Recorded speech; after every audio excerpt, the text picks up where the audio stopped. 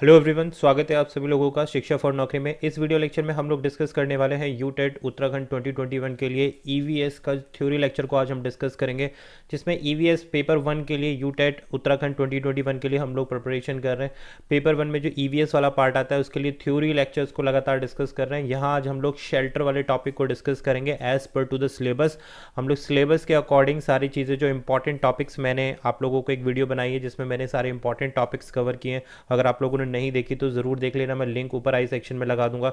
वहाँ से आपको पता चल जाएगा कि ईवीएस के कंटेंट वाले पार्ट से आपको क्या क्या चीज़ें पढ़नी है। तो आज हम लोग जो पढ़ने वाले हैं वो इंपॉर्टेंट टॉपिक है शेल्टर।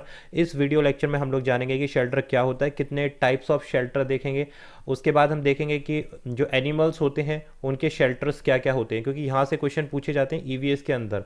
अगर आप प्रीवियस ईयर के क्वेश्चन पेपर को देखोगे यूटेट के, तो वहाँ कई बार क्वेश्चन पूछे गए हैं शेल्टर वाले टॉपिक से। तो पहले हम लोग देखेंगे कि एनिमल्स के शेल्टर क्या होते हैं। उसके बाद सेकंड लेक्चर में हम लोग, इसी वीडियो के सेकंड लेक्चर में हम लोग देखेंगे कि ह्यूमंस के शेल्टर क्या होते हैं, यानी कि मानव जिसमें रहते हैं उनके शेल्टर क्या होते हैं, उसके टाइप्स क्या होते हैं। तो वो हम इस वीडियो के पार्ट नंबर 2 में देखेंगे। आज की वीडियो में लेक्चर में हम लोग देखने वाले हैं कि शेल्टर क्या होता है, टाइप्स ऑफ शेल्टर क्या है, और एनिमल्स के कौन कौन से और बर्ड्स के कौन कौन से शेल्टर्स होते हैं। तो स्टार्ट करते हैं अपनी वीडियो को। टेलीग्राम को जरूर कनेक्ट कर लेना, इस वीडियो का पीडीएफ आपको टेलीग्राम पर मिल जाएगा। वीडियो बायलिंगुअल रहने वाली है, दोनों हिंदी और इंग्लिश दोनों चीज़ों में आपको देखने के लिए मिल जाएगी। तो समझते हैं यहाँ पर शेल्टर क्या होता है। तो देखिए, शेल्टर एक ऐसा प्लेस है जहाँ पर हमें प्रोटेक्शन मिलती है।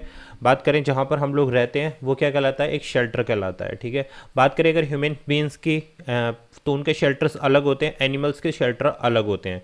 तो बात समझते हैं कि भाई शेल्टर क्यों ज़रूरी है। शेल्टर हमें डिफरेंट डिफरेंट जो वेदर्स कंडीशन होती हैं उससे बचने के लिए ज़रूरी है ना। इससे हमें क्या होता है कि बाहरी जितने भी प्रॉब्लम्स होती हैं, कोई भी चीज़ों का जो अटैक होता है, उससे हम लोग सेंस ऑफ सेफ्टी फील करते हैं। तो शेल्टर जो है एनिमल्स के भी होते हैं और ह्यूमंस के भी होते हैं। कुछ एनिमल्स के शेल्टर परमानेंट होते हैं, कुछ एनिमल्स के शेल्टर जो है टेम्परेरी बेसिस पर होते हैं। तो इसको हम आगे समझेंगे कि परमानेंट शेल्टर कौन से होते हैं और जो टेम्परेरी शेल्टर्स होते हैं वो कौन से होते हैं। तो बात करें अगर ह्यूमंस की, तो ह्यूमंस ज़्यादातर परमानेंट शेल्टर्स में ही रहते हैं। लेकिन कुछ कंडीशन में क्या होता है कि ह्यूमंस को अपने ऑक्यूपेशन की वजह से, पढ़ाई की वजह से जो है अपने शेल्टर को चेंज करना पड़ जाता है। एक प्लेस से जब दूसरे प्लेस पर शिफ्ट होते हैं तो वो शेल्टर्स टेम्परेरी बेस कहलाते हैं, जहाँ पर हम लोग रहते हैं कुछ समय के लिए। तो वो टेम्परेरी शेल्टर होगा। शेल्टर में क्या मिलता है भाई, जैसे मौसम हुआ, गर्मी सर्दी हुआ, हवा हुई, बारिश हुई, इन सारी चीज़ों से हमें प्रोटेक्शन मिलती है। जैसे आप अपने घर में रहते हैं, होम क्या है, एक प्रकार का आपका शेल्टर है जो आपको आश्रय देता है रहने के लिए। बाहरी सारी चीज़ों से आप लोगों की रक्षा करता है, बचाता है, सेंस ऑफ सिक्योरिटी मिलती है आपको।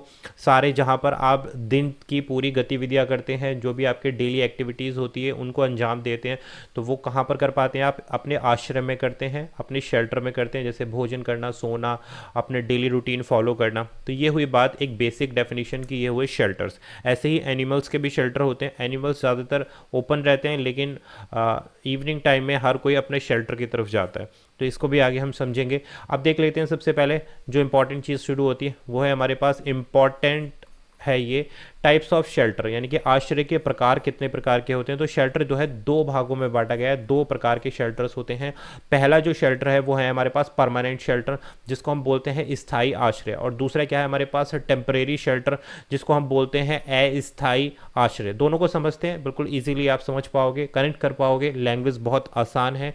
तो परमानेंट शेल्टर क्या है, it is a habitat of human beings and animal where they reside for a long time. Very simple, यह मनुष्य और जानवरों का एक निवास स्थान होता है जहाँ पर वो बहुत लंबे समय तक निवास करते हैं। फॉर एग्जाम्पल, जैसे हमारा घर हुआ, हाउस हुआ या होम हुआ।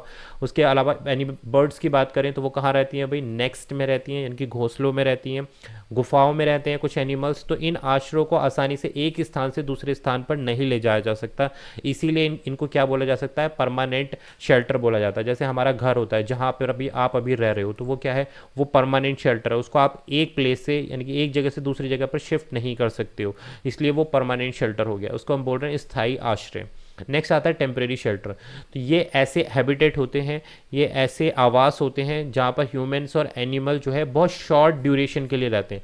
अगर आप कहीं पर भी लॉन्ग ड्यूरेशन तक के लिए रह रहे हैं, लंबे समय अंतराल तक के लिए रह रहे हैं, तो वो आपका परमानेंट शेल्टर कहलाता है, परमानेंट आश्रय या निवास स्थान कहलाता है।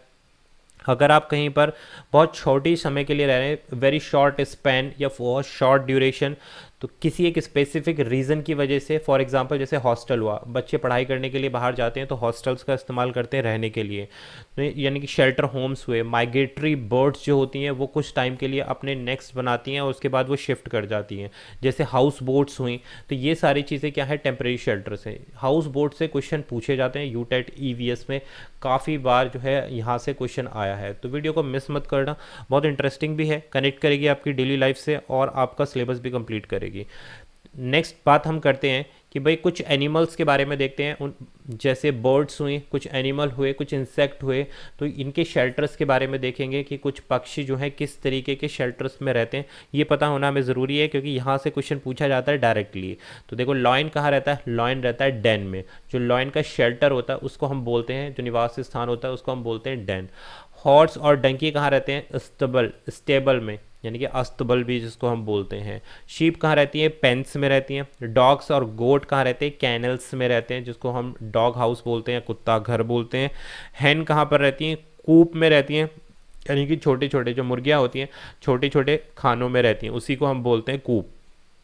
क्रोकोडाइल कहाँ रहते हैं, वाटर, या तो पानी में रहेंगे या land near by water bodies. जितने भी मगरमच्छ होते हैं या तो वो पानी के अंदर रहते हैं, वाटर जो है उनका शेल्टर है, या फिर पानी के साइड में जो बाउंड्रीज होती हैं वो वहाँ पर रहते हैं।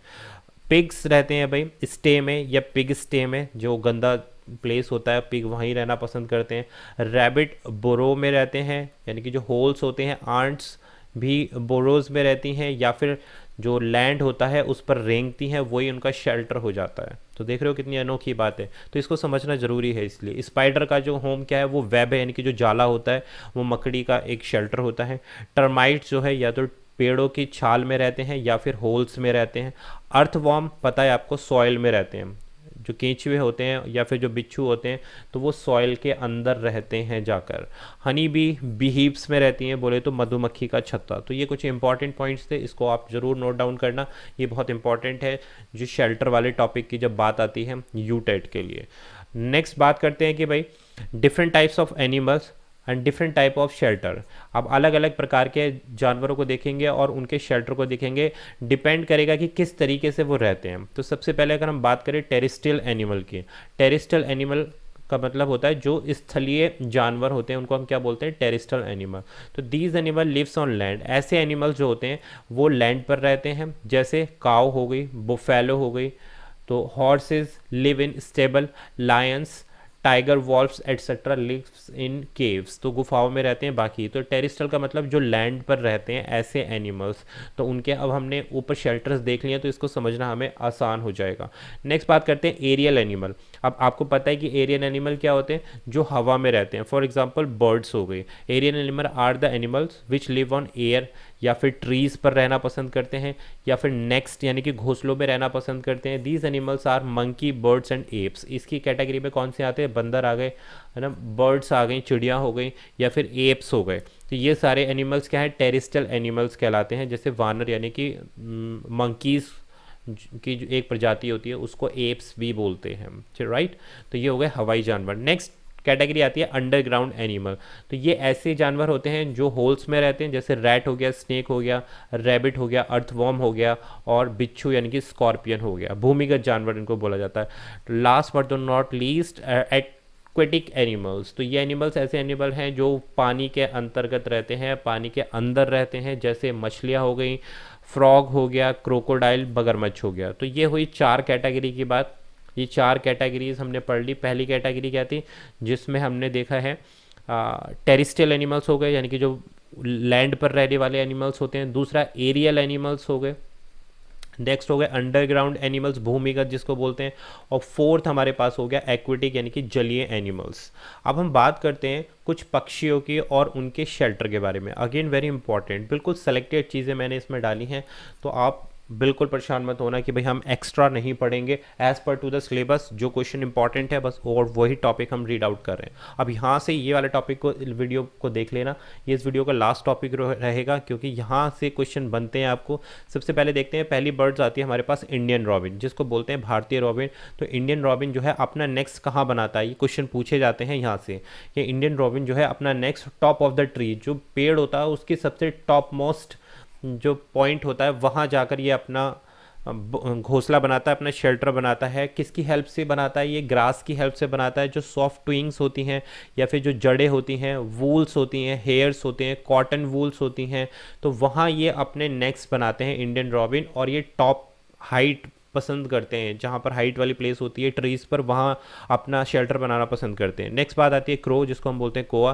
तो crow makes his nest on the top of the tree. ये भी टॉप ऑफ द ट्री पर बनाते हैं और ये बनाने के लिए तार का इस्तेमाल करते हैं, वायर का इस्तेमाल करते हैं, लकड़ी का इस्तेमाल करते हैं, घास का इस्तेमाल करते हैं और ट्विंग्स का इस्तेमाल करते हैं अपना घोंसला बनाने के लिए। जो क्रो होते हैं टहनियों का इस्तेमाल करते हैं। नेक्स्ट आता है कोयल। तो कोयल अपना does not make its own next. देखो कोयल अपना नेक्स्ट नहीं बनाती है, ये इंपॉर्टेंट है, क्वेश्चन पूछा जाता है यहाँ पर। And lays next in the nest of crows. तो देखो कोयल जो है अपना घर नहीं बनाती है, ये अपने अंडे कहाँ देती है? जो कोया घर बनाता है, जो क्रो अपने घर बनाते हैं उस पर जाकर, उस नेस्ट में जाकर ये अपने जो है अंडे देती है। ठीक है, नेक्स्ट बात करते हैं स्पैरो एंड पीजन जो होते हैं, कबूतर, गौरैया और जो कबूतर वाली प्रणाली है। तो these birds usually makes there nest near और इन और house like top of the cup boards. यानी कि ये वेंटिलेटर्स हो गए, जैसे हमारे घर के वेंटिलेटर्स होते हैं, जो छोटी छोटी ओपनिंग्स होती हैं, वहाँ जाकर ये अपने घर बनाना पसंद करते हैं। ये आमतौर पर हमारे घरों के आसपास या घरों में जैसे अलमारी के ऊपर हो गया, वेंटिलेटर हो गया, वहाँ पसंद करते हैं। नेक्स्ट टाइप ऑफ बर्ड्स आती है टेलर बर्ड। अब टेलर बर्ड कैसी होती है भाई? इसकी जो पीक होती है, यानी कि इसकी चोंच होती है, वो बहुत ज़्यादा शार्प होती है, इसीलिए इसको टेलर बर्ड बोला गया। यानी कि ये फटाफट सारी चीज़ें जो हैं स्टिच कर देते हैं, यानी कि जो इनका नेस्ट होता है ये उसको बहुत तेज़ी से बनाते हैं और ये वहीं पर एग देते हैं। लीव्स जो होती हैं ना, उनको फोल्ड करके नेक्स्ट बनाकर वहीं पर अपने एग्स देते हैं, इसको बोलते हैं टेलर बर्ड। नेक्स्ट आता है बार्बरेट एंड कॉपर स्मिथ। तो ये जो बार्बरेट होती है और कॉपर स्मिथ होती है, ये अपना नेक्स्ट जो है, जो पेड़ का तना होता है ना, उसको खोखला करके वहाँ बनाते हैं। तो ये भी एक बहुत यूनिक वैरायटी की बर्ड होती है। नेक्स्ट आती है डोव। डोव क्या है? एक प्रकार की कबूतर की तरह दिखने वाला बर्ड है। कबूतर पीजन नहीं है, लेकिन पीजन की तरह दिखाई देता है। ये बिल्कुल सेम कैटेगरी का होता है, लेकिन थोड़ा सा पतला होता है। Dove make it's next among the thorn of cactus plant. तो देखो ये यूनिक है।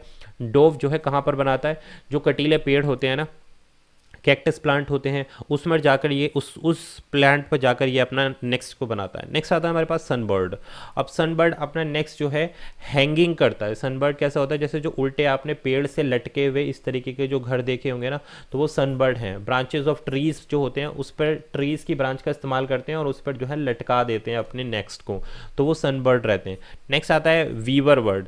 तो वीवर बर्ड में जो है, जो मेल बर्ड होती है ना, वो नेक्स्ट बनाने का काम करती है और वो सबसे खूबसूरत बर्ड होती है और ये अपना नेक्स्ट जो है बहुत खूबसूरती के साथ बनाते हैं। नर बुनकर पक्षी अपनी मादा के लिए अंडा देने के लिए सुंदर बना हुआ घोंसला बनाते हैं। तो यहाँ पर फीमेल्स के लिए ये अपना आश्रय बनाते हैं, शेल्टर बनाते हैं। तो बात क्लियर हो गई। तो इतनी सारी बर्ड्स के बारे में हमने डिस्कस किया है। नेक्स्ट वीडियो लेक्चर में हम लोग देखेंगे कि ह्यूमन शेल्टर के बारे में, तो क्योंकि यहाँ से भी इंपॉर्टेंट क्वेश्चन पूछे जाते हैं, लेकिन इसको हम पार्ट नंबर 2 में रखेंगे। तो वीडियो पसंद आ गई हो तो आप लाइक कर देना, चैनल पर नए हो तो ज़रूर सब्सक्राइब करना। यूटेट प्रिपरेशन के लिए लगातार अब हम लोग अपनी वीडियोज़ को बढ़ाते जाएंगे, तो मेक श्योर आप चैनल को ज़रूर सब्सक्राइब करें, टेलीग्राम ज़रूर हिट करें, क्योंकि वहाँ पर इस वीडियो का PDF आपको मिलेगा। नेक्स्ट वीडियो में हम लोग ह्यूमन शेल्टर के बारे में बात करेंगे और ये टॉपिक कंप्लीट हो जाएगा। Thanks for watching.